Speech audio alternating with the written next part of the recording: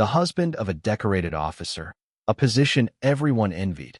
But his wife had been wounded in combat, suffering injuries to her vocal cords and groin that stripped her of her ability to speak and her functions as a woman, yet he never once resented it.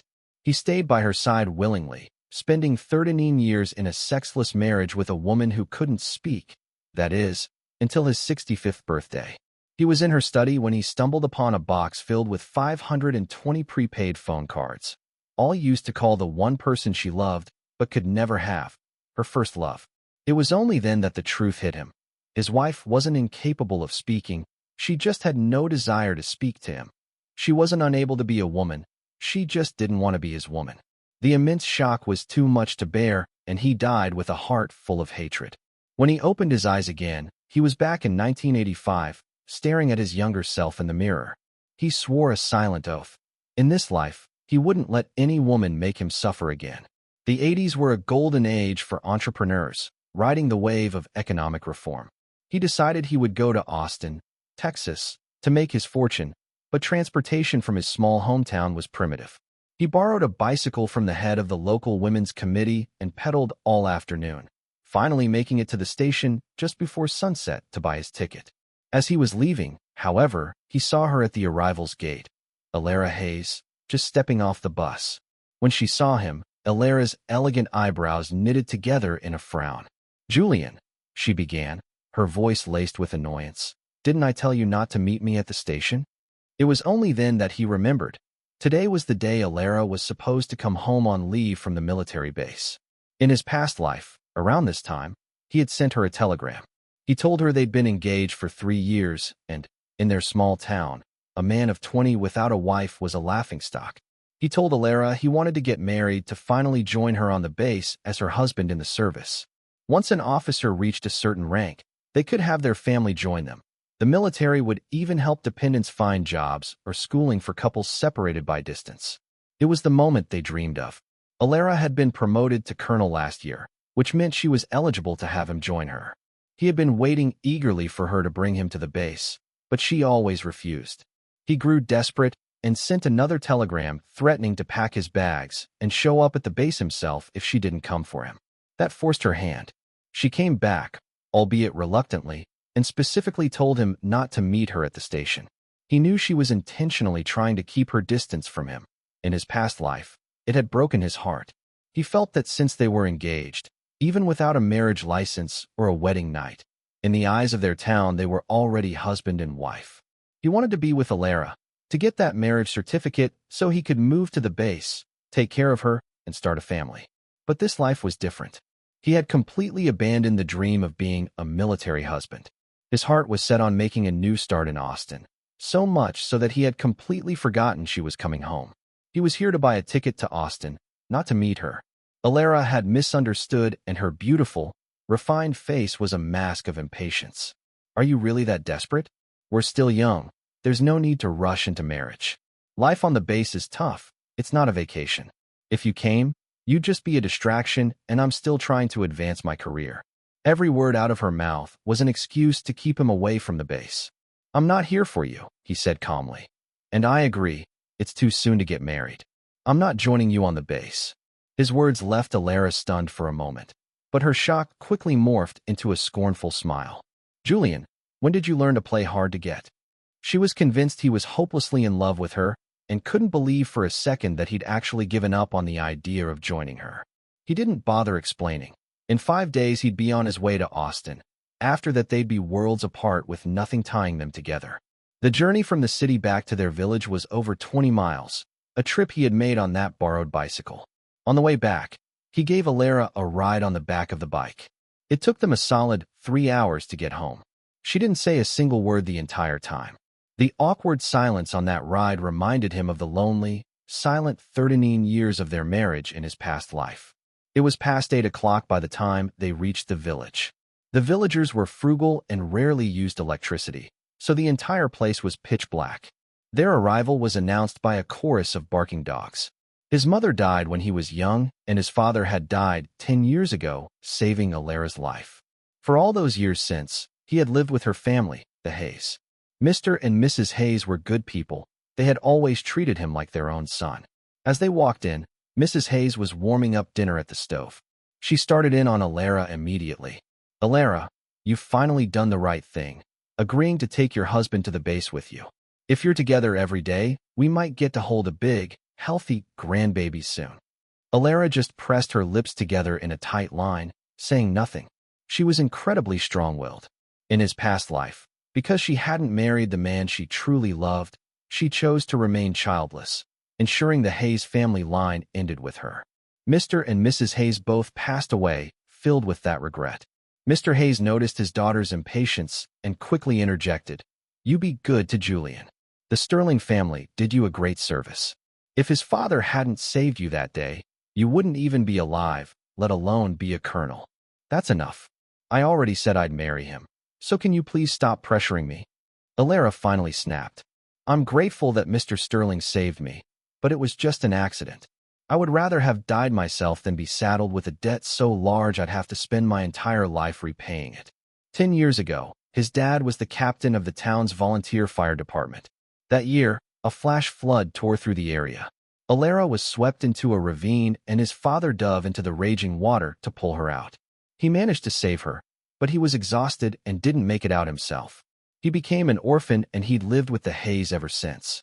"Son," they had said, "from now on, you're one of the Hayes. You're our own son and you'll be Alara's husband." That promise had cost him a lifetime.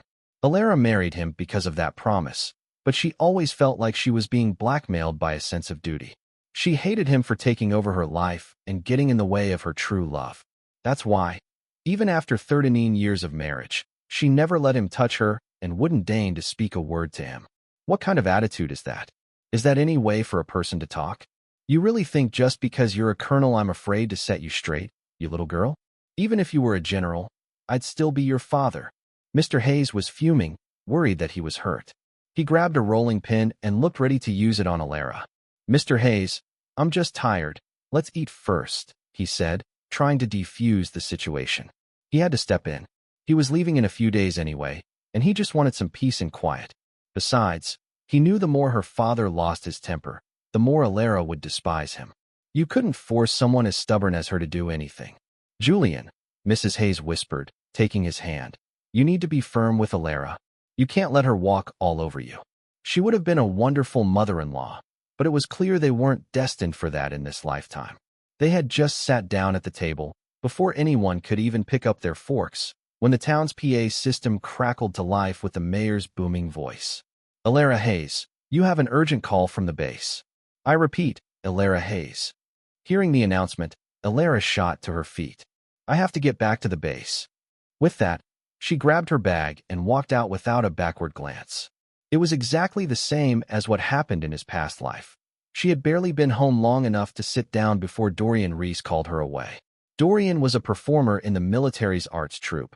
Handsome, charming, a singer, a dancer, a poet. He was Alara's first love. For Dorian, Alara would walk through fire. In his past life, after Alara left, Mr. and Mrs. Hayes had taken him to the base themselves. They even got her commanding general to act as a witness for their marriage. Under that much pressure, Alara finally caved and agreed to sign the marriage license, allowing him to stay. But on their wedding night, another call from Dorian summoned her away. She claimed it was for an urgent mission. When she finally returned, she had those injuries to her vocal cords and groin. He never got to experience what it was to be a husband that night, or for the next 13 years. His only communication with his own wife was through pen, paper, and hand gestures. He swallowed his tears and dedicated himself to taking care of her and to looking after her parents. He was such a fool back then. It never occurred to him to question how a mute could possibly rise through the ranks from colonel to a high-ranking command position. She would have been medically discharged years ago. The truth was, she could communicate perfectly fine on the base, giving orders and holding conversations. She just couldn't be bothered to speak to him. He was always respectful of her work and never pried into her life on the base, which is how she managed to deceive him for decades. It all came crashing down on his 65th birthday, when he was cleaning her study and found that box with over 500 international calling cards. Dorian, it turned out, had moved abroad. He'd been divorced twice and his life was a mess. Alara felt she had failed him, and so she spent 13 years trying to make it up to him. She bought his house and his cars overseas. She refused to have children with him, yet she treated Dorian's 3 children from his previous marriages as her own. She paid for their tuition and living expenses when they got married. It was Alara who attended as the parental representative, and he had been kept in the dark about all of it. He never questioned where her money went. He gave her his complete trust, and in return he received the coldest, most heartless betrayal imaginable. When he learned the truth, his world shattered. In his despair, he jumped from the balcony. So, in this new life, he was done with women. He couldn't warm up to with 4 days left before his trip to Austin. He started packing. Being an orphan was lonely, but it had one perk. He had no ties. He could leave whenever he wanted. He packed a few changes of clothes into a duffel bag. He carefully sewed a hidden pocket into his undershirt to hold his ID and $400. It was his entire life savings. In 1985, when a factory worker made maybe $30 a month, $400 was a fortune. It was the compensation money from his father's death, and he hadn't touched it in 10 years. In his past life, he had used that money to buy Alara a fancy watch, a sewing machine, and a brand new bicycle to take with them when they got married and moved to the base. He never saw her wear that watch, not even once. This time he wasn't about to waste his efforts on someone who didn't appreciate them. This $400 was his seed money, his ticket to starting a new life in Austin. When Mr. and Mrs. Hayes saw him packing, they assumed he was finally going to join Alara at the base and were overjoyed. They offered to take him to the station, but he declined. Mrs. Hayes then tried to press another $500 into his hand. He refused, but she insisted, so he had no choice but to accept it. His father had given his life for their family. He felt he could accept the money with a clear conscience. 3 days before he left for Austin, he went to his parents' graves to say goodbye. "Dad, Mom, I'm heading to Austin. I'm going to be part of this new economic boom. Wait for me to come back, and don't you worry. I'll be happy, even without Alara." Sunday arrived quickly. He said his goodbyes to Mr. and Mrs. Hayes and left the small town he had called home for more than 20 years. The old train clattered down the tracks, carrying him toward Austin. It was a journey of over 600 miles, requiring 3 transfers and taking 3 days and 2 nights. Whether by coincidence or some twist of fate, his first transfer was in the city where Alara's military base was located. He had a 3-hour layover, but he had no intention of using the time to say goodbye to Alara. There was no point. She wouldn't have cared anyway. He was just grabbing a bowl of noodles at a simple diner near the station when, of all people, he saw Alara, and with her was Dorian Reese. Dorian was dressed in a stylish shirt that made him stand out in the crowd. They were eating there too. A large bag sat next to Dorian, clearly containing a costume. It looked like his performance troupe was heading out of town, and Alara was there to see him off. Their eyes met across the room. He didn't want to be the first to speak, planning to just pretend he hadn't seen her. But after a brief flash of embarrassed anger colored her cheeks, her expression quickly hardened into one of cool superiority. Alara strode over to his table. "Julian, you're getting more and more audacious. I didn't come to get you. So what gives you the right to just show up at the base on your own? Do you think this is some kind of game? There's a lot of paperwork involved. You're just making things difficult for me." Alara had always been exceptional, a rising star in the military. He had always put her on a pedestal, which probably fueled a confidence that bordered on arrogance. "Alara, I'm just passing through. I'm not here for you." At that, Alara let out a derisive laugh. "Julian, since when did you become such a liar? You can't even speak a single honest sentence. Just a few days ago you were claiming you didn't want to get married, and now here you are chasing me all the way to the base. I've told you countless times I'm focused on my career right now. I don't need you holding me back." Before she could say more, Dorian cut in, his voice smooth and gentle. "Colonel Hayes, why don't you wait outside and cool off? I'll have a word with Julian. He's come all this way for you after all. We shouldn't be so cold to him." Alara gave a slight humph and walked out of the diner. Dorian leaned in close, the smile vanishing from his face. In a low voice only he could hear, he began to taunt him. "You're just a backwards nobody. What makes you think a colonel would ever marry you? Chasing her all the way to the base like this, you have no shame. You're just using your father's death to guilt her into marrying you, aren't you?" A hick's life is cheap. He got what he deserved. Before he could say another word, the sharp crack of his hand connecting with his face echoed in the small diner.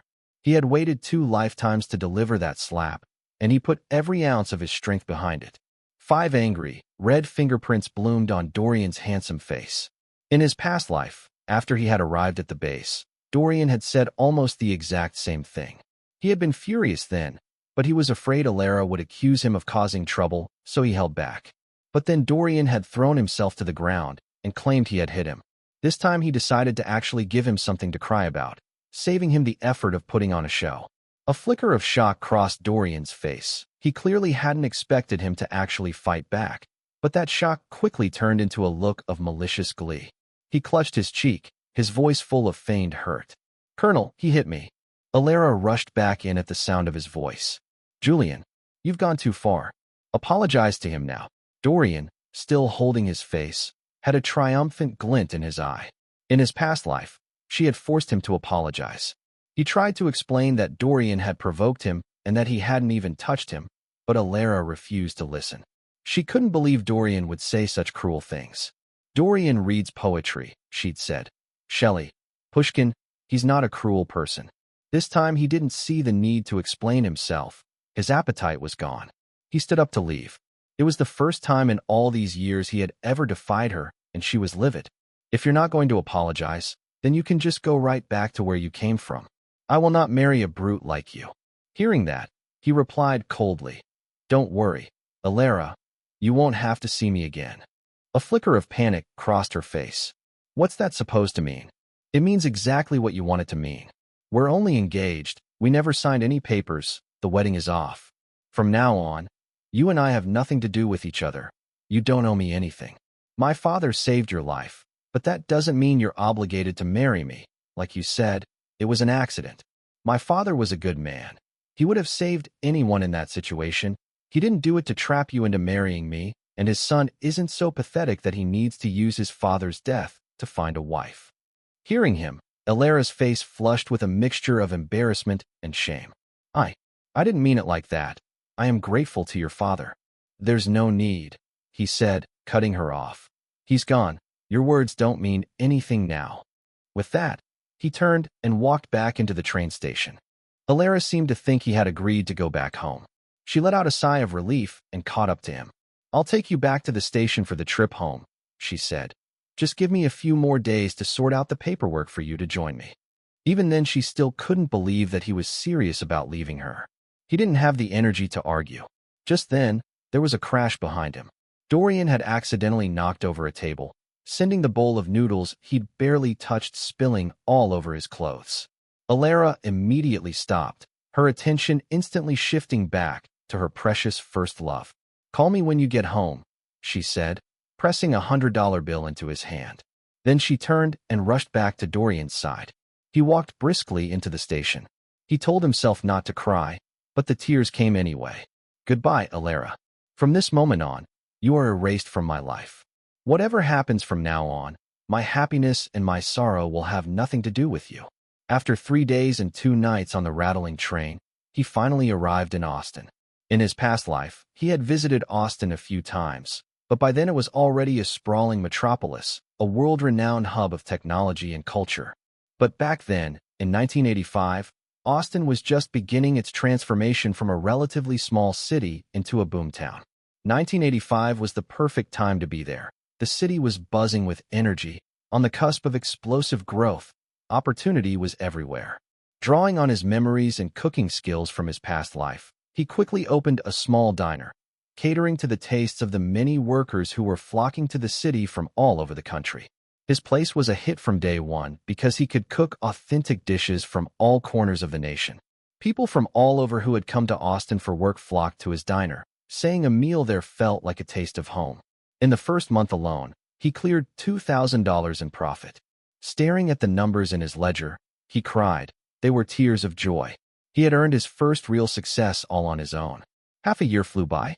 The diner was thriving and his savings had reached $10,000. A significant milestone in those days. He was a bona fide success story. Hitting that mark in the 80s was a huge deal, more impressive in some ways than being a millionaire today. His business expanded. He went from renting 1 storefront to 3, and his staff grew to 6 people. He wasn't a stingy boss. He paid his employees well above the average wage and gave out generous bonuses, so everyone was motivated and worked hard. One day, while he was busy in the kitchen, he heard a surprised voice call his name. Julian. He turned around to see Mr. Fenton, the accountant from his hometown. He was in Austin on business and had just happened to wander into his diner for lunch. He was thrilled to see a familiar face. He brought him several of his best dishes and told him the meal was on the house. But Mr. Fenton didn't touch his food. He just stared at him, his face full of urgency. Julian, what on earth are you doing here? You have no idea the chaos you've caused back home. The Hays have been turning the town upside down looking for you for the past 6 months. Alara is beside herself. It turned out that 6 months ago, when he'd left for Austin, everyone back home, including the Hays, thought he was on his way to the base to marry Alara. When he ran into Alara and Dorian during his layover, she had assumed the same thing before sending him away. She thought he had gone back home. No one knew he had continued on to Austin. This created a perfect storm of misunderstanding. Everyone in town thought he was with Alara at the base, and Alara thought he was back home. For the first few days, everything was quiet, but when Alara didn't get a call from him to say he'd arrived safely, she called the village. That's when she found out he had never come back. He had simply disappeared. Everyone panicked. Alara took leave from the base and started searching for him. Those days there were no cell phones, no security cameras, and train tickets were anonymous. There was no way to track him. Alara searched for 2 months with no luck. The police couldn't help, so everyone assumed the worst, that he had met with foul play on his journey. Mrs. Hays cried every day. Mr. Hays, in a fit of rage, broke Alara's arm with a rolling pin, calling her an ungrateful monster and blaming her for getting him killed. The whole town pitied him, mourning his tragic fate. So you can imagine Mr. Fenton's shock at finding him here in Austin, alive and well, and running his own business. Julian, you have to come back with me, he pleaded. Everyone is waiting for you. He shook his head. I'm not going back. I'm doing well here in Austin, Mr. Fenton. Please, when you get back, just tell Mr. and Mrs. Hays that I'm safe, and they don't need to worry about me. Mr. Fenton slapped his thigh in frustration. You stubborn kid. What about Alara? We're not getting married, he said firmly. That was over a long time ago. After Mr. Fenton left, he went back to work. Life in the 80s had its inconveniences. Besides no phones or internet, there were no digital payments. Everything was cash. Every night, he had to count the day's earnings by hand and take the cash to the bank the next day. He never kept too much money at the restaurant. It was too risky. But with a business as successful as mine, it was impossible not to attract some attention. One night, a heavy rain fell, cloaking the city in darkness. He was renting a small apartment in the alley behind the diner. He was just locking up for the night when a powerful shove sent him stumbling back inside. A rough-looking man with a nasty grin on his face followed him in. He was here for his money. Austin was full of people trying to make it big, some through hard work and others by taking shortcuts. After he took the cash, the mugger slammed him down onto a table, raising his fist to beat him senseless. In that split second, he lunged forward and sank his teeth into his wrist.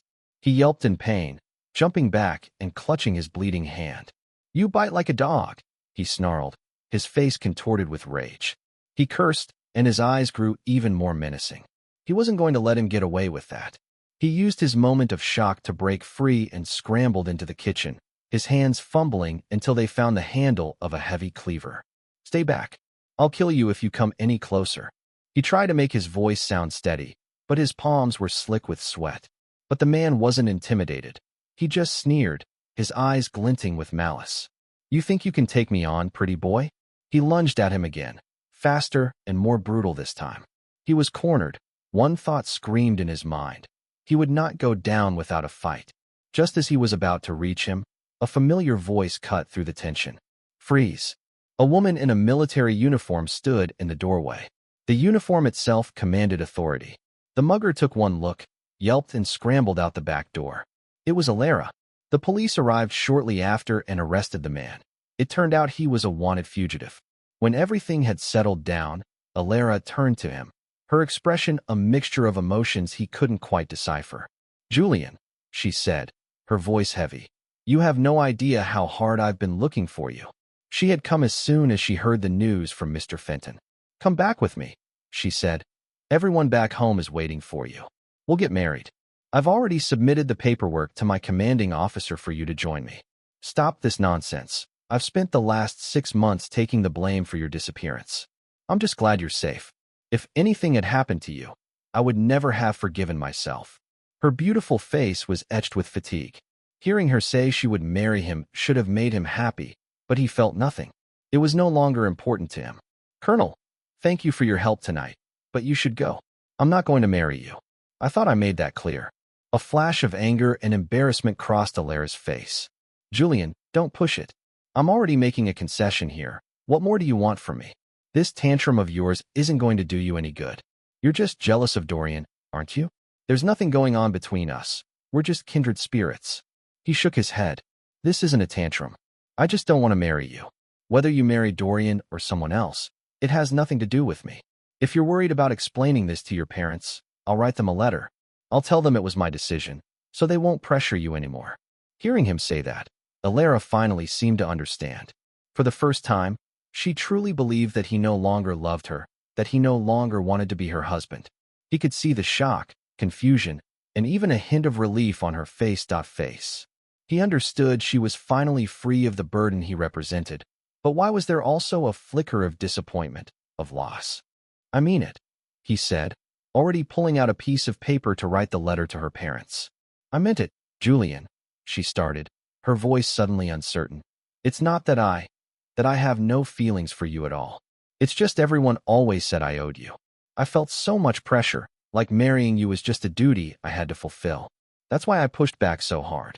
She stumbled over her words, trying to explain. "You don't have to," he said, handing her the letter. "It doesn't matter anymore, Colonel. We're both free now." After Alara left, life went on. The end of the year arrived, and it was time for him to go back home to visit his parents' graves. After 9 months in Austin, he had saved up $30,000. Returning to his small town now, he was the picture of success. He was dressed in stylish, modern clothes, a look inspired by the fashion he'd seen in magazines from Hong Kong.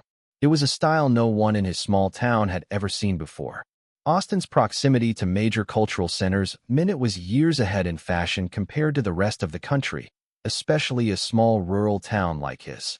The moment he set foot in the village, he caused a sensation. Dozens of kids swarmed around him. He had brought back bags of candy and treats for everyone, and they were ecstatic. After his parents died, many kind people in the village had helped look out for him. He hadn't forgotten their kindness. He went door to door handing out holiday envelopes with $200 in each. It was a fortune for them, and it caused another stir. Everyone was impressed, envious of the success he'd found out in the big city. Of course, he had a special gift for Mr. and Mrs. Hayes, an envelope with $1,000 for each of them. They had raised him for 10 years. Even though he wouldn't be their son-in-law, he would never forget what they had done for him. Mr. Hayes refused to take the money. "Julian, I can't take this," he said, his voice thick with emotion. "I'd be too ashamed. Our family has let you down so badly." Mrs. Hayes just cried. "Julian," she sobbed, "my foolish daughter doesn't know how lucky she was." He did his best to comfort them. It was New Year's Eve and Mr. and Mrs. Hayes insisted he stay the night. Just then, a gust of cold wind announced the arrival of 2 more people. It was Alara, and she had brought Dorian Reese home for the holidays. Alara was stunned to see him. Dorian just glared, his eyes burning with jealousy as he took in his stylish clothes. With them there, he didn't want to stay any longer and make things awkward for everyone, but Mrs. Hayes refused to let him leave. Instead, she gave Dorian the cold shoulder, acting as if he wasn't even there. In the end, he ended up staying in his old room. Mrs. Hayes finally spoke to Dorian, but only to say, "You two aren't married. You won't be sleeping in the same room under my roof. I won't be the talk of the town." That night, Mrs. Hayes put Dorian in Alara's room, but made Alara sleep in the cold, unheated storage shed. There was no heater in there, and it was freezing, but Mrs. Hayes didn't seem to care. "Let her freeze," she muttered under her breath. "Serves the heartless girl right." It was not a peaceful night. In the middle of the night, Dorian needed to use the bathroom, but refused to use the outhouse, complaining it was too dirty. Alara ended up having to go out and borrow a chamber pot from a neighbor. This only made Mrs. Hayes dislike Dorian even more. "This is how we live in the country," she snapped. "If you don't like it, you can leave. Nobody invited you." Dorian looked like he was about to cry. "Mom, that's enough," Alara finally said. Mrs. Hayes pointed a finger at her daughter. "If you marry that man, you are no longer my daughter." The fighting continued late into the night. The next morning, as he was getting ready to visit his parents' graves, he found his new jacket slashed to ribbons with a pair of scissors. It had to be Dorian. He was consumed by jealousy, and after being humiliated by Mrs. Hayes, he had taken all his frustration out on him. He wasn't bothered, but Mr. and Mrs. Hayes were livid. Even Alara, for the first time, lost her temper with Dorian. "Apologize. How could you do something like that?" Then she turned to him, her face full of apology. "Julian, I am so sorry. Tell me how much the jacket cost. I'll pay you back." He shook his head. "Forget it. It's not important." But Dorian just exploded in a rage. "You think you're so special now, you country bumpkin? Why do you have to wear clothes like that? You don't deserve it. Who knows where you got the money for it anyway? Probably did something shameful to earn it." A sharp slap echoed through the room. This time it was Alara who had struck him. "Shut your mouth," she seethed. "You hit me," Dorian stammered before turning and running out of the house. He was gone. Alara didn't follow him. She just stood there, looking at him with a tormented expression. "Go after him," he said. "I'm fine. I'm going to visit my parents' graves." Without another word, he left the Hayes house and walked to the cemetery. He left town that same day. Whatever happened between Alara and Dorian after that was no longer his concern. The following spring, Alara showed up in Austin. She brought him a new jacket, the same style as the one Dorian had ruined, saying it was a replacement. He accepted it, but she lingered. "Julian, I was wrong," she said. I realize now how good you were to me. Dorian, he's just too much. I didn't realize what I had with you until it was gone. You can't build a life on poetry." Her eyes were filled with regret as she asked, her voice barely a whisper. Could we still?" "That's all in the past," he said, cutting her off. He didn't let her finish. Defeated, Alara left. After that, she wrote to him almost every month. He never opened the letters. He just threw them unread into the fire. Another year passed. He now owned 3 restaurants, employed over 30 people, and his annual income was well over $100,000. When he returned home that year, he didn't tell anyone he was coming. He visited his parents' graves and left before dawn. A few people from his hometown had followed him to Austin looking for work, and he always did his best to help them get on their feet.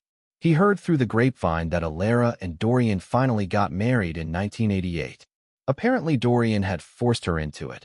She had been reluctant, but he had drugged her one night and then caused a huge scandal at her headquarters, leaving her with no choice but to marry him to save her career. Their marriage was a disaster. They fought constantly, and Dorian never got along with her parents. Eventually, Alara requested a transfer to a remote outpost just to get away from him.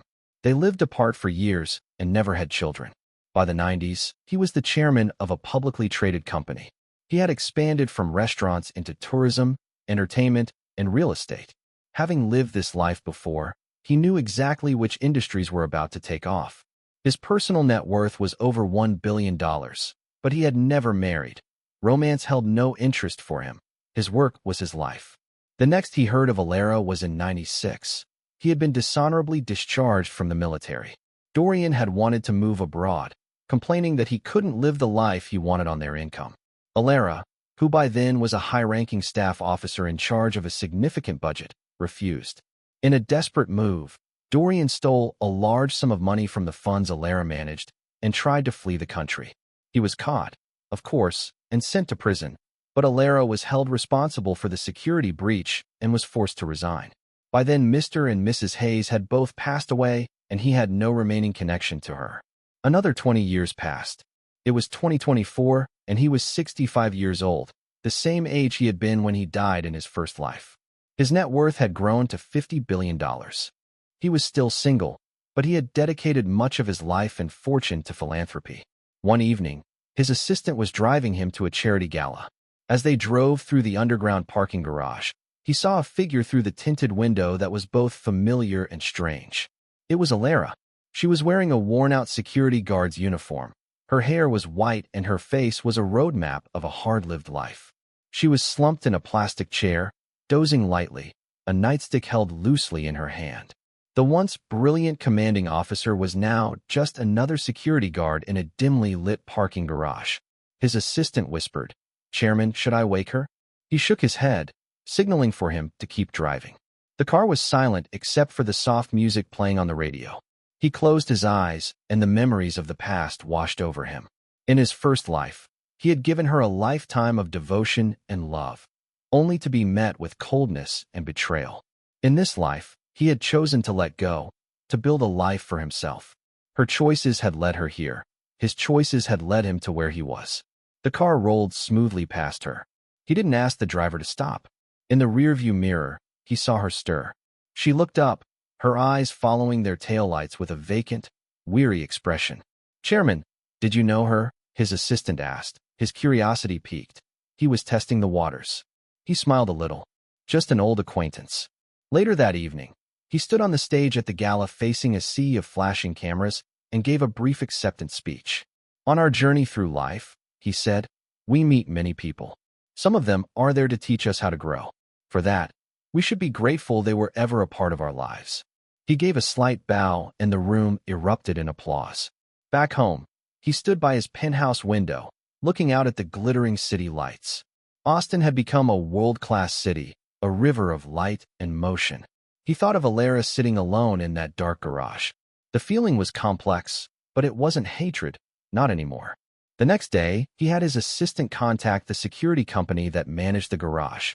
He made a substantial anonymous donation to their employee assistance fund, with the stipulation that it be used to improve Alara's quality of life. It wasn't pity and it wasn't charity. It was just a final, quiet farewell to the past. He never heard another word about Alara Hayes after that. A cool breeze drifted in through the open window. He closed it, turned back to his desk, and got back to work. His life was still moving forward.